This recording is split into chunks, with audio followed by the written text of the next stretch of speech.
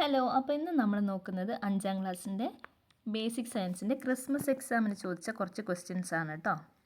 അപ്പോൾ ആദ്യം തന്നെ നോക്കാം. ഒന്നാമത്തെ ആക്ടിവിറ്റി നോക്കൂ. Seed dispersal is the process in which seeds from the mother plant reach different places. What are the different methods of seed dispersal?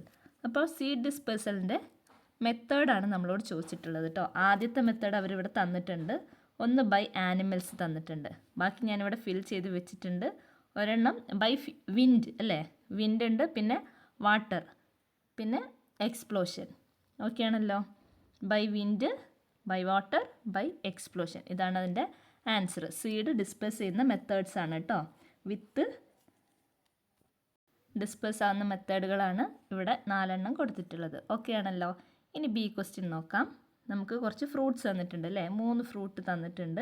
ഇനി what are the favourable features of the fruits given above that help in seed dispersal? Okay, അപ്പോൾ ഇതെന്താണ് നമ്മളോട് ചോദിച്ചിട്ടുള്ളത്? ഈ ഫ്രൂട്ട്സിൻ്റെ ഒക്കെ seed ഡിസ്പേഴ്സലിന് helpful ആയിട്ടുള്ള favourable features ഏതൊക്കെയാണെന്നാണ് നമ്മളോട് ചോദിച്ചത് അല്ലേ. അപ്പോൾ നമുക്ക് ആദ്യം തന്നെ എഴുതാം ബ്രൈറ്റ് കളർ അല്ലേ. ഇതിൻ്റെ കളറുണ്ടല്ലേ, കളറുണ്ട്. പിന്നെയോ അതുപോലെ തന്നെ fleshy and edible pulp. Okay ആണല്ലോ. ഫ്ലഷി ആൻഡ് എഡിബിൾ പൾപ്പും കൂടെ അല്ലേ. എഡിബിൾ പൾപ്പ് അതാണ്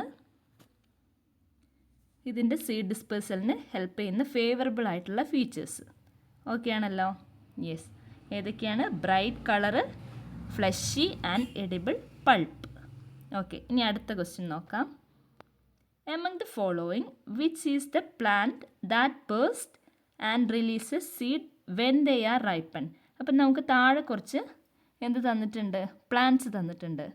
അതിൽ നമ്മളോട് ചോദിച്ചിട്ടുള്ളത് which is the plant that burst. ഏത് പ്ലാന്റാണ് പൊട്ടിയിട്ട് അതിൻ്റെ വിത്ത് ഡിസ്പേഴ്സ് ചെയ്യുന്നതെന്ന്. പാകമായി കഴിഞ്ഞ് വിത്ത് പാകമായിട്ട് ഡിസ്പേഴ്സ് ആവുന്നത് പൊട്ടിത്തെറിയിലൂടെ ഇതിൻ്റെ സീഡ് ഡിസ്പേഴ്സ് ആവുന്നത് ഏത് പ്ലാന്റിലാണെന്നാണ് ചോദിച്ചത്. അതിൻ്റെ ആൻസർ എന്താണ്? ലേഡീസ് ഫിംഗർ കേട്ടോ. ഓക്കെ ആണല്ലോ. അടുത്തതൊരു എക്സ്പെരിമെൻ്റ് ആണ്. Activity 2. Some materials for doing an experiment related to the germination of seed are given below. Steel glass പി, പിന്നെ നമ്മൾ ഫില്ല് ചെയ്യണം അല്ലേ. Write the materials needed and the procedure of the experiment to find out if sunlight is necessary for the seed to germinate.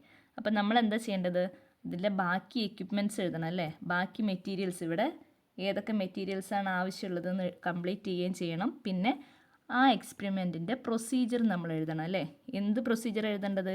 Sunlight നമുക്ക് seed germinate ചെയ്യാൻ sunlight ആവശ്യമാണോ അല്ലേ എന്നുള്ള എക്സ്പെരിമെൻ്റാണ് നമ്മൾ ചെയ്യാൻ പോകുന്നത്. അതിൻ്റെ പ്രൊസീജിയർ എഴുതണം.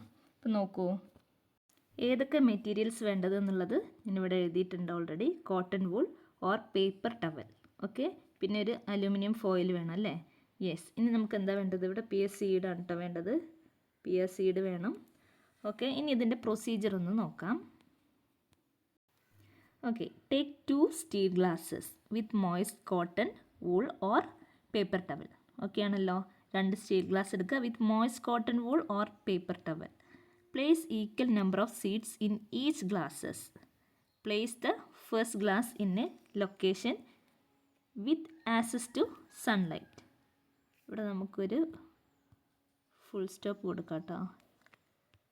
യെസ്, അപ്പോൾ ഇനി അടുത്തത് എന്താ എഴുതേണ്ടത്? Cover the second glass completely with aluminium foil to block all light. Ensure the cotton wool remains moist in both and record the observation. Okay ആണല്ലോ. അപ്പോൾ ഇത്രയാണ് ഇതിൻ്റെ പ്രൊസീജിയർ. 2 ഗ്ലാസ് എടുക്കുക, എന്നിട്ട് ഒരു കോട്ടൺ വേണം അല്ലേ. മോയ്സ്ചർ കണ്ടൻറ്റ് മെയിൻറ്റെയിൻ ചെയ്യാൻ വേണ്ടിയിട്ട് അതിൽ കോട്ടൺ വെക്കണം. പിന്നീട് ഈക്വൽ നമ്പർ ഓഫ് സീഡ്സ് അതിൽ വിതറി വെക്കണം. എന്നിട്ട് ഒരെണ്ണം നമ്മൾ കവർ ചെയ്യണം.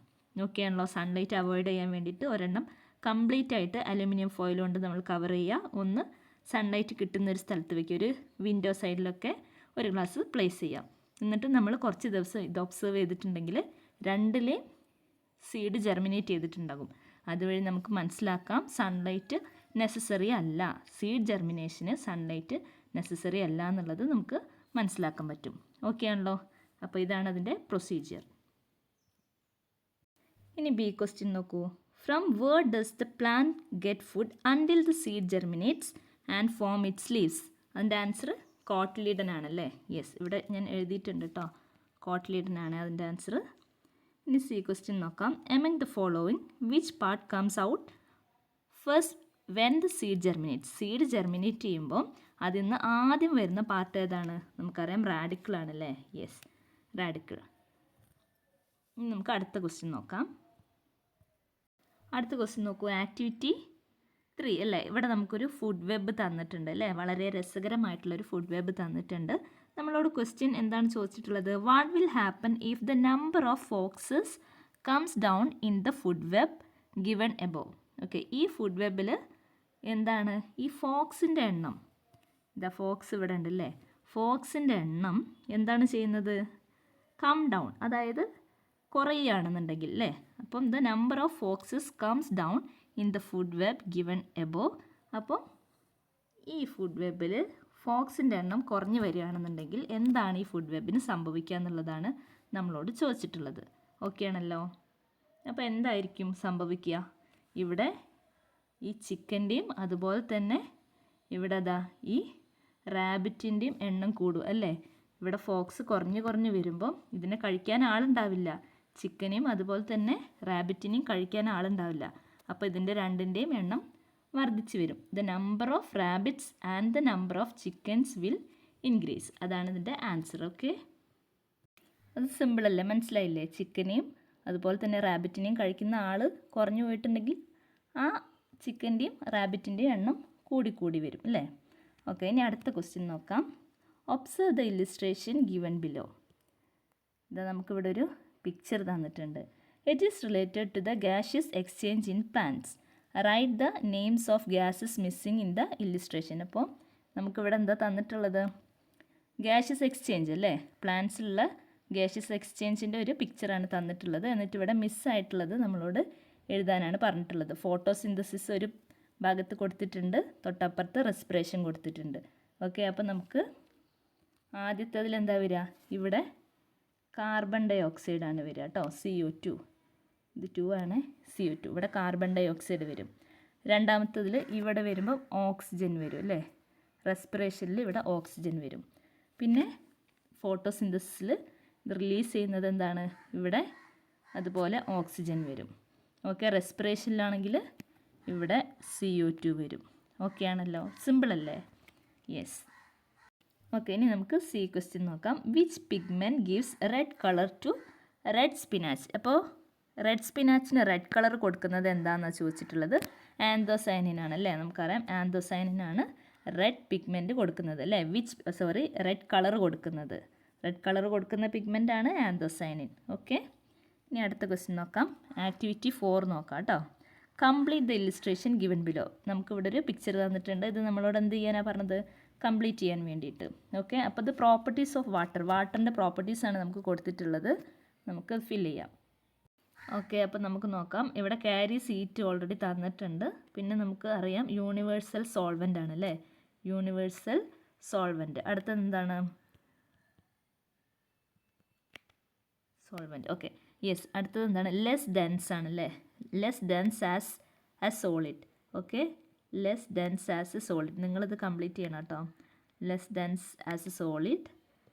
പിന്നീട് നമുക്കറിയാം എക്സ്പാൻസ് അപ്പോൺ ഫ്രീസിങ് അല്ലേ.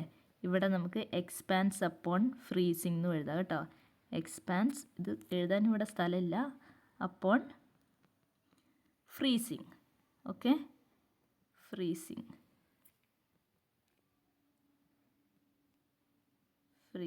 Okay, yes. ഇത്രയേ ഉള്ളൂ അല്ലേ. യൂണിവേഴ്സൽ സോൾവെൻ്റ് ആണ്. പിന്നെയോ നമുക്ക് ക്യാരീസ് ഹീറ്റ്, പിന്നെ less dense as solid. Okay ആണല്ലോ. യെസ്, സിമ്പിൾ അല്ലേ. ഇനി നമുക്ക് അടുത്തത് നോക്കാം കേട്ടോ. ഓക്കെ, ഇവിടെ നമുക്കൊരു ബോക്സ് തന്നിട്ടുണ്ട്. Complete the table after observing the examples given. അപ്പോൾ ഇവിടെ എക്സാമ്പിളും കൊടുത്തിട്ടുണ്ടല്ലേ. സബ്സ്റ്റൻസും ഫോമും. വാട്ടർ എന്താണ്? ലിക്വിഡ് ഫോമാണ് അല്ലേ. ഇനി ഇവിടെ ഐസ് കൊടുത്തിട്ടുണ്ട്, അത് സോളിഡ് ഫോമാണ്. ഗ്യാസ് ആണെന്നുണ്ടെങ്കിൽ സ്റ്റീം അല്ലെങ്കിൽ വാട്ടർ വേപ്പർ എഴുതാം കേട്ടോ. ഓക്കെ ആണല്ലോ, സിമ്പിൾ അല്ലേ. നമ്മൾ ഓൾറെഡി ഫിൽ ചെയ്തിട്ടുണ്ട്, നിങ്ങളത് നോക്കണം കേട്ടോ. ഇനി ബി ക്വസ്റ്റ്യൻ നോക്കൂ. Which among the following is not a rain water harvesting method? നമുക്ക് തന്നിട്ട് 4 ഓപ്ഷൻ തന്നിട്ടുണ്ട്. അതിൽ റെയിൻ വാട്ടർ ഹാർവെസ്റ്റിംഗ് മെത്തേഡ് അല്ലാത്തത് ഏതാണെന്നാണ് ചോദിച്ചത്. ഓപ്ഷൻ 3 ആണല്ലേ, കോൺക്രീറ്റിംഗ് യാർഡ്. അതാണ് ഇവിടുത്തെ ആൻസർ അല്ലേ. ഇതൊരു റെയിൻ വാട്ടർ ഹാർവെസ്റ്റിംഗ് മെത്തേഡ് അല്ല. ഓക്കെ, ബാക്കി 3ഉം റെയിൻ വാട്ടർ ഹാർവെസ്റ്റിംഗ് മെത്തേഡാണ്. Making stone wall, building check dam, recharging well. ഇത് 3ഉം റെയിൻ വാട്ടർ ഹാർവെസ്റ്റിംഗ് മെത്തേഡാണ്. ഓക്കെ, അപ്പോൾ ഓപ്ഷൻ 3 ആണ് കേട്ടോ. ഇനി 5ാമത്തെ ആക്ടിവിറ്റി നോക്കാം. The plant selected by a child to identify the features of roots are given below. Classify them suitably. അപ്പം നമുക്കിവിടെ കുറച്ച് പ്ലാൻസ് തന്നിട്ടുണ്ട് അല്ലേ. ഇനി നമ്മളോട് എന്താ പറഞ്ഞിട്ടുള്ളത്, അത് ക്ലാസിഫൈ ചെയ്യണം. അപ്പോൾ എങ്ങനെ നമുക്കിത് ക്ലാസിഫൈ ചെയ്യാം? നമുക്ക് ഫൈബ്രസ് റൂട്ടും ടാപ്പ് റൂട്ടും ആയിട്ട് ഇതിനെ ക്ലാസിഫൈ ചെയ്യാം അല്ലേ. ഫൈബ്രസ് റൂട്ട് അതുപോലെ തന്നെ ടാപ്പ് റൂട്ട് ഇങ്ങനെ എഴുതാം അല്ലേ. യെസ്. അപ്പോൾ ഫൈബ്രസ് റൂട്ടിൽ ആർക്ക് വരും? കോക്കനട്ട് വരും. കോക്കനട്ട് വരും. അതുപോലെ തന്നെ ഗ്രാസ് വരും അല്ലേ. യെസ്, ഗ്രാസ് എവിടെ? ഗ്രാസ് വരും. പിന്നെ പാഡി വരും. പാഡി വരും. അതുപോലെ തന്നെ ബാംബൂ വരും. Okay, coconut, grass, paddy, bamboo. ഈ 4 എണ്ണമാണ് നമുക്ക് ഫൈബ്രസ് റൂട്ടിൽ വരുന്നത്.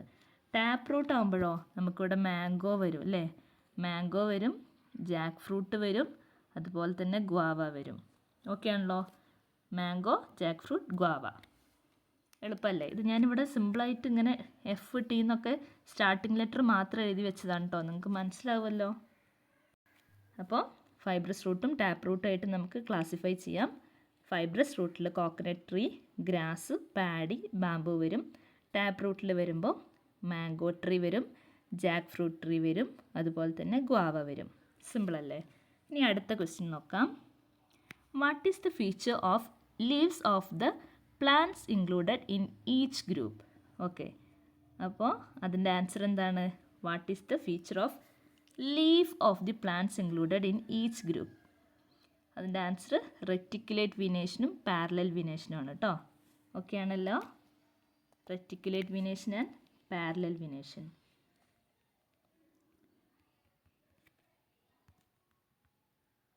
റെറ്റിക്കുലേറ്റ് വിനേഷൻ, അതുപോലെ തന്നെ parallel venation. Parallel venation. Yes. നമുക്ക് അടുത്ത ക്വസ്റ്റ്യൻ നോക്കാം.